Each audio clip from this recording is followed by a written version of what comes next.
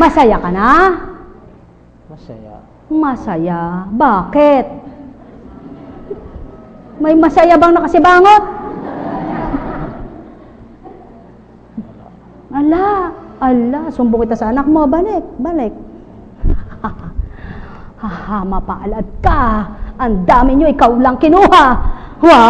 Dapat magalak ka. Buhay po ba ang ama?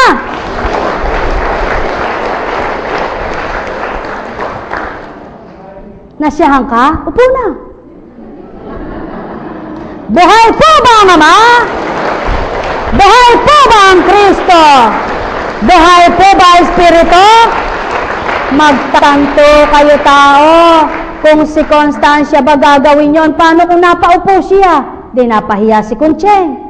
Kaya mga mahal, magnilay, magbulay. Kung 70 anyos ka na, huwag mong hanapin ang 20. At kung may rayuma ka, huwag pagdakay sabihin mo, di may ladlad mo. Sapagkat kailangan mawala pa mamaganya nang magtuklip ang tuhod mo. At kaya mawawala pagdaka kung tinanggap mo ang Kristo. Hindi mo pa man tanggap, gusto mo magang-maga, mawala pagdaka. Magandang maga, halina po kayo!